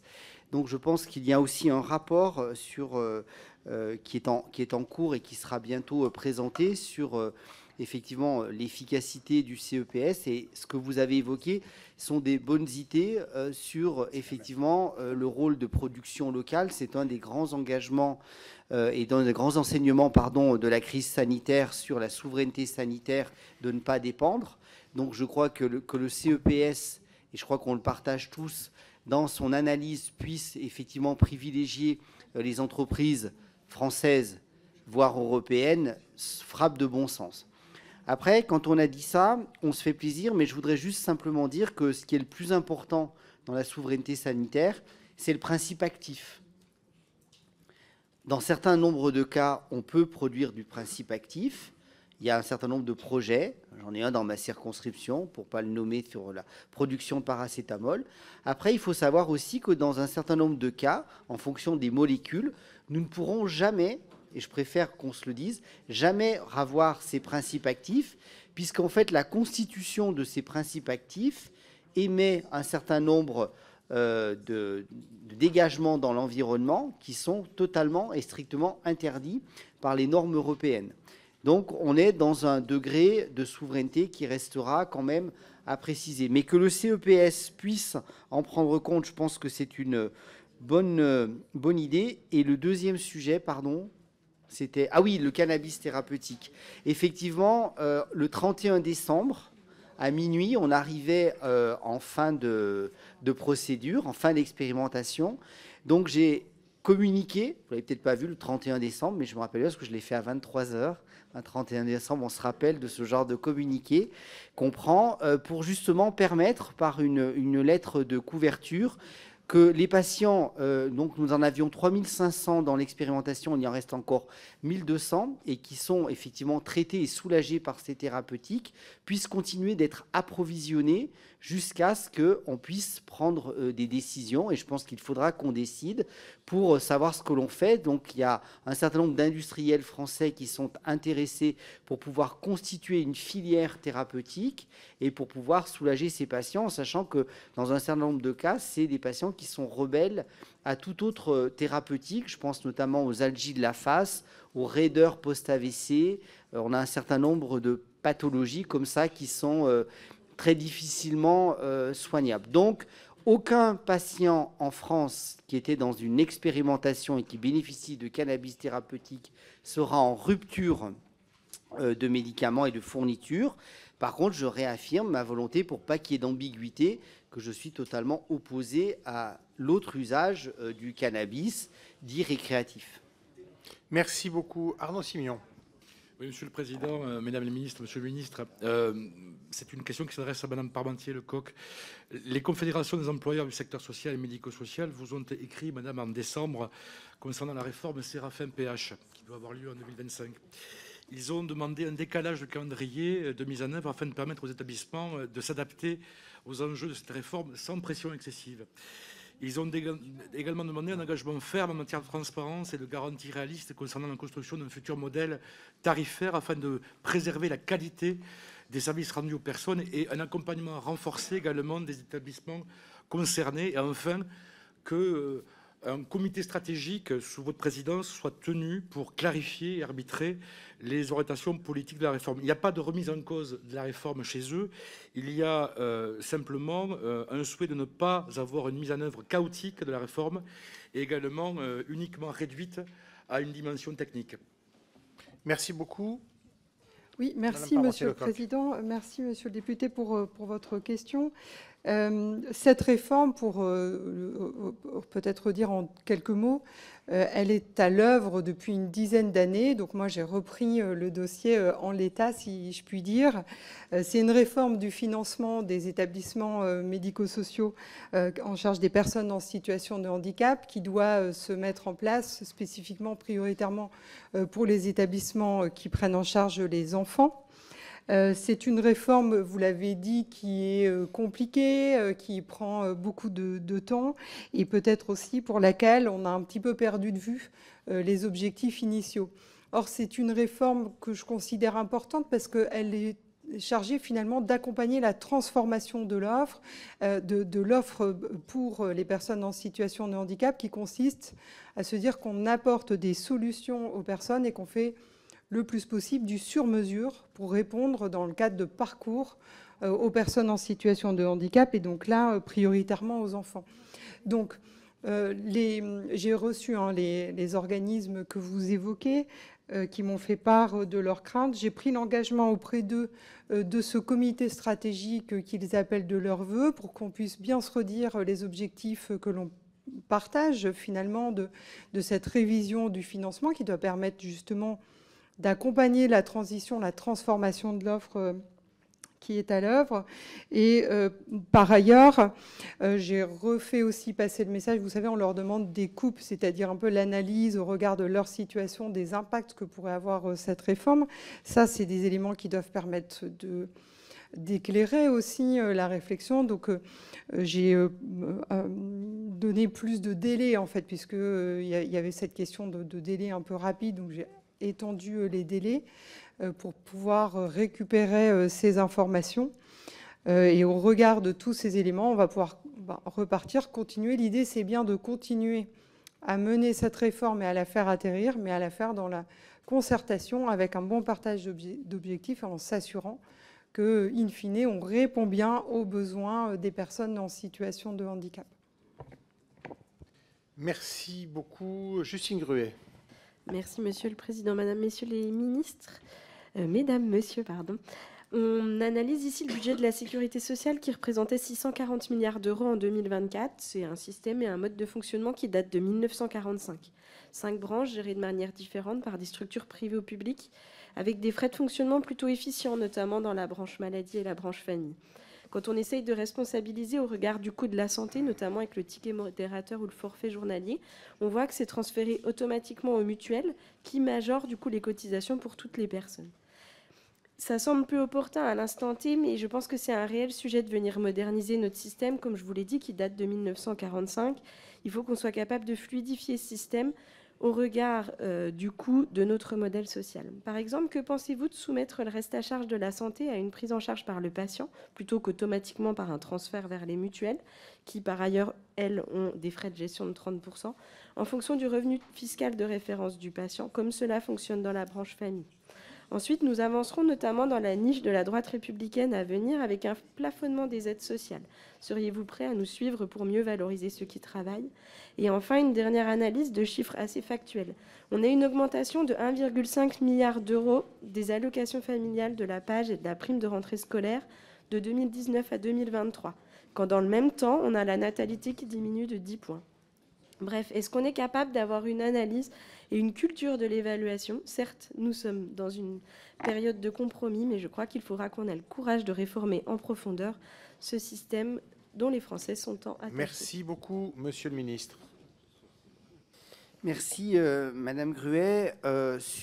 Globalement, le reste à charge des soins, moi, je reste, c'est peut-être le médecin qui parle, mais je suis dans un système où, pour moi, chaque patient doit pouvoir avoir accès à du soin de qualité avec une couverture. C'est le fondement de 45 de la sécurité sociale. Donc, ce n'est pas ma nature que de vouloir pas rembourser les patients. Après, qu'il y ait une responsabilisation, je peux l'entendre, mais systématiquement dire qu'on ne pourra pas, ce n'est pas tout à fait ma philosophie. Je préfère effectivement qu'on envisage de trouver des solutions pour pouvoir équilibrer notre système, parce qu'il est particulièrement important pour ceux qui en ont besoin. Après, sur le deuxième sujet, on se retrouvera sur le fait que, sur le deuxième point, vous souhaitiez valoriser finalement le travail et reconnaître ceux qui travaillent, et qu'effectivement, on a tous ces exemples qui nous remontent, où parfois, eh bien, il est préférable de ne pas retourner à l'emploi et finalement de cumuler un certain nombre d'aides, qui fait que finalement, si on retourne à l'emploi, on en perd un certain nombre et qu'il est finalement plus intéressant de rester à domicile. Donc, je crois que vous avez effectivement une proposition de loi en ce sens-là qui sera soumise prochainement au Parlement, de plafonner les minima sociaux. Et le troisième point, on est assez d'accord, hein, le fait qu'on va avoir un vrai problème démographique, donc il ne s'agit pas d'encourager le deuxième, le troisième enfant, mais dès déjà le premier.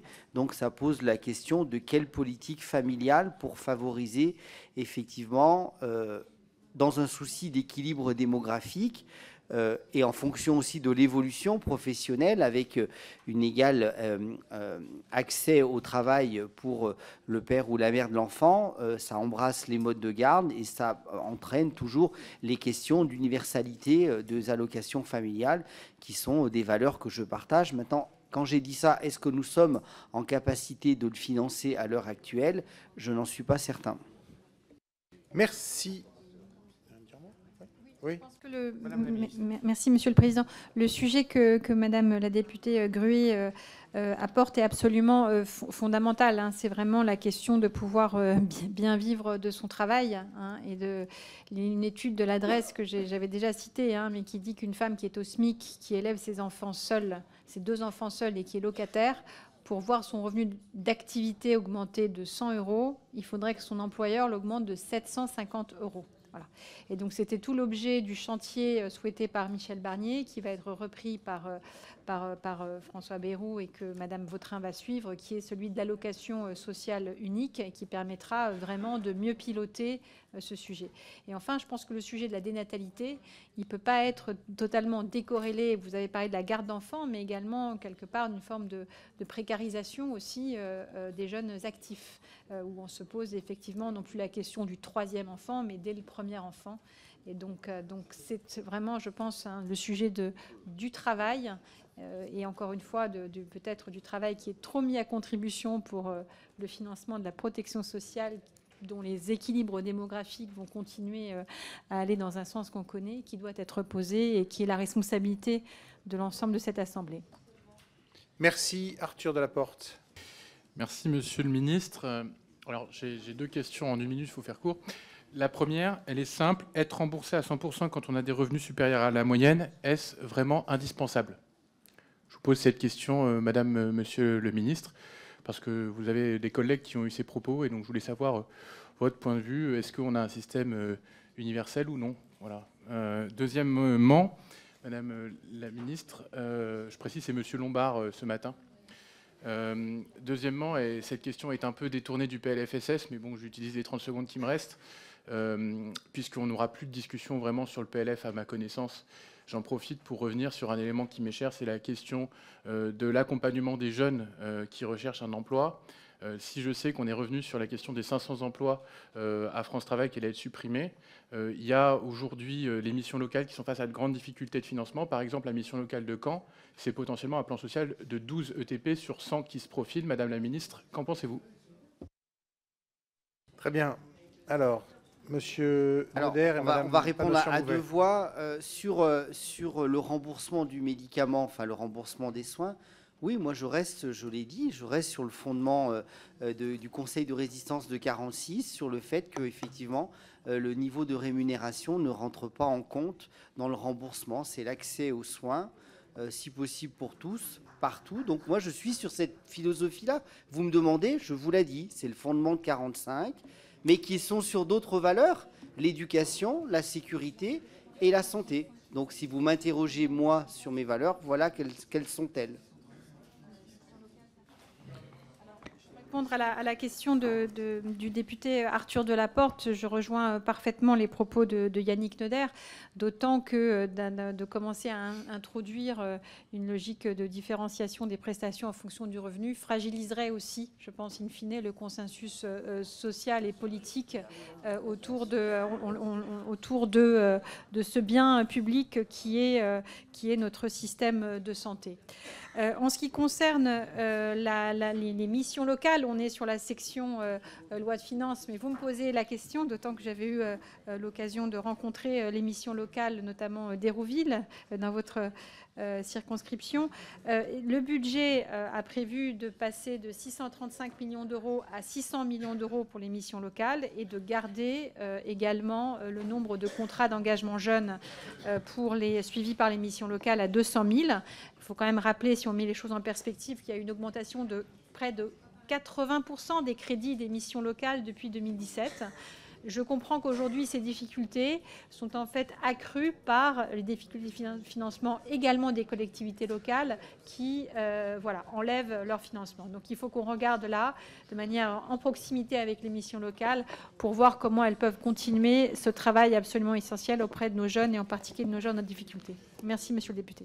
Alors, son nom n'apparaît pas, mais elle a demandé la parole. Madame Rousseau. Monsieur le Président, Mesdames et Messieurs les ministres, chers collègues, lors de son discours de politique générale, Michel Barnier avait annoncé vouloir faire de la santé mentale la grande cause nationale de 2025. L'actuel Premier ministre, en sursis, a réitéré cette annonce lors de son propre discours de politique générale le 14 janvier dernier. Un salarié sur 4 se déclare en mauvaise santé mentale et ce chiffre s'élève à 1 personne sur 3 dans les secteurs de l'hébergement médico-social et de l'action sociale.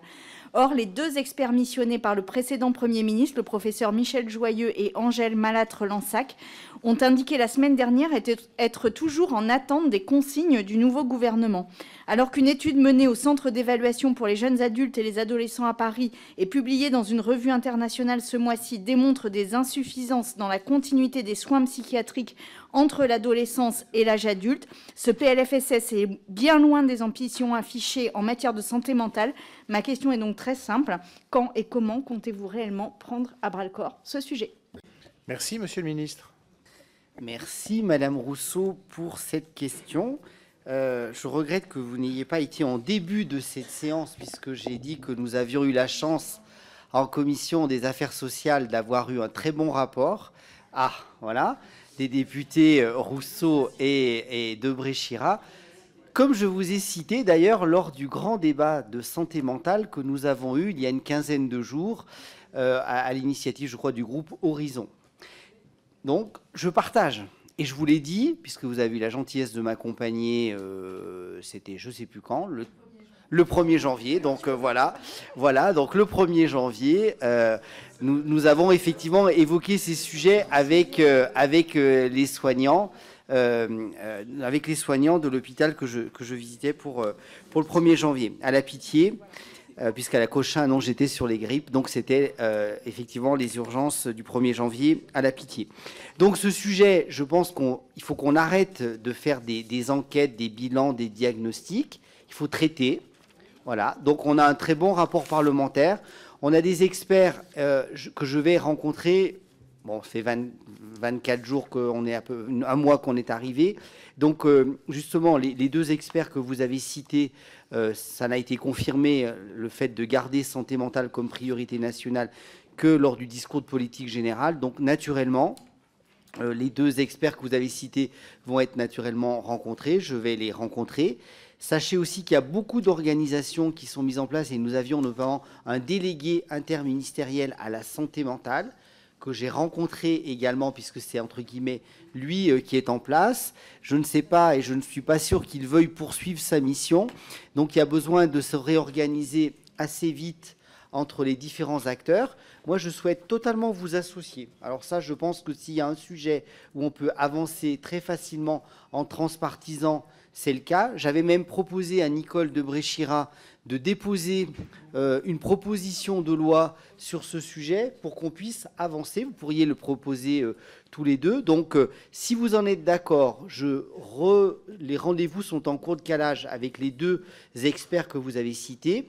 Dans la mission santé mentale, il avait été également cité et proposé qu'il y ait des élus locaux qui enrichissent cette mission. Je trouvais que c'était pas mal, donc c'était un point que je voulais confirmer, mais je pense que ça serait bien qu'on puisse s'asseoir sur les élus locaux, toujours dans le sens de vouloir territorialiser les décisions. J'ai dit quoi? S'appuyer sur les élus locaux. S'appuyer sur les élus locaux, parce que je crois que, en tout cas, dans tous les déplacements, ils sont très partie prenante et ils souhaitent vraiment investir sur ces sujets. Et puis le troisième sujet, et je l'espère qu'on pourra aussi le mettre dans ce PLFSS, c'est un plan de formation, parce que soyons clairs, si on veut suivre les recommandations de votre rapport et d'une façon générale, on sait très bien qu'à un moment, c'est des moyens humains qui manquent pour la prise en charge de cette santé mentale, dont un des modes d'entrée est le mode des urgences que vous avez très bien décrit. Donc dans le plan du PLFSS et notamment du PLF, il y a aussi beaucoup de financements à destiner des régions, puisque vous savez que les formations, notamment sanitaires et sociales, sont, depuis la loi de 2004, dévolues aux régions. Donc j'espère qu'on va pouvoir décliner un plan, mais avec aussi un budget en face pour former plus et mieux des professionnels. Donc moi, je suis complètement d'accord, Madame Rousseau. Même si nous sommes en sursis, je vais continuer à travailler. Merci. Alors, j'ai encore une petite question qui est une petite question que je souhaite poser, puis on terminera la séance avec ça.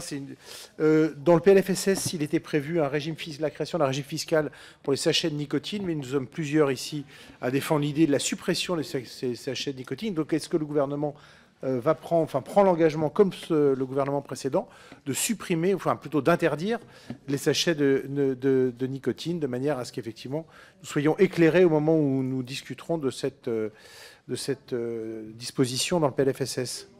Alors merci Président. Alors entre guillemets, mais je crois que je peux le faire par voie réglementaire. Donc l'idée c'est de prendre dans les meilleurs délais le décret pour pouvoir l'interdire. Très bien, c'est clair. Merci, mesdames et monsieur le ministre, merci d'avoir participé à notre séance. Chers collègues, merci. Et on reprend, nous, à 21h, et on démarre l'examen des articles à 21h.